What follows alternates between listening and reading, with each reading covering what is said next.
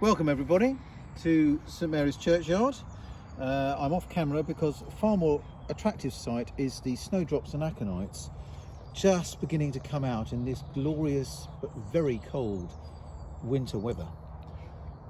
Snowdrop is a beautiful word, isn't it? And it kind of captures the beauty of that particular flower, of which we have loads, I should say, in St Mary's Churchyard.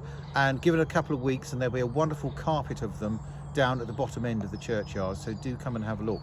But the snowdrops and aconites are coming out. Aconite is a rather ugly word, it must be admitted, considering the flower is rather beautiful.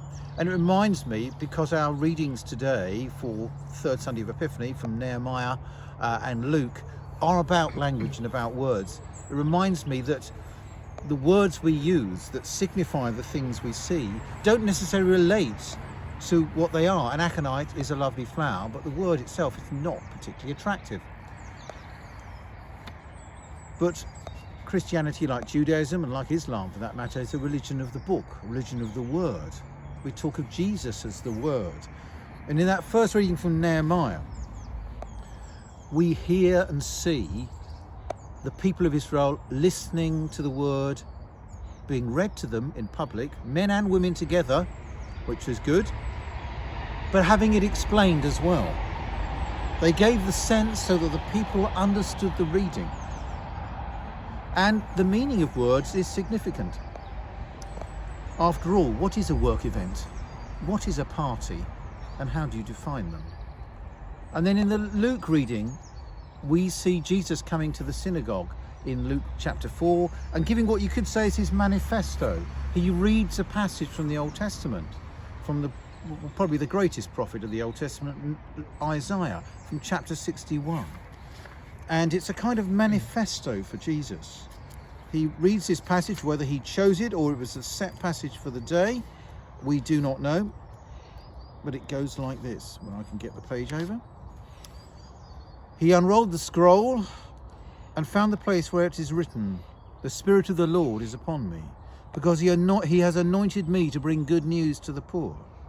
He has sent me to proclaim release to the captives and recovery of the sight to the blind, to let the oppressed go free, to proclaim the year of the Lord's favour." And then he says, "Today this scripture has been fulfilled in your hearing." The shortest sermon ever, though there probably was a bit more, but Luke has given us the brief version. And we in the faith and in the church are still trying to work out how to live out those words now.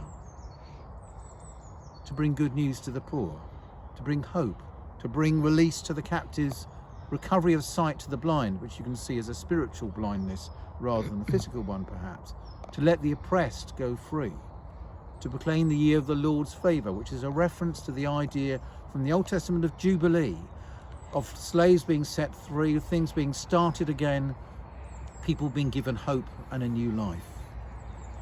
To what extent are our lives signs of this good news that Jesus proclaims? How are our actions and our words signs of this? And how do our words embody themselves in actions as they did in Jesus' own life, where he did bring good news in his teaching, where he did bring literal recovery of sight to the blind, where he set the oppressed free? That's the question for us still today that we all wrestle with. Amen.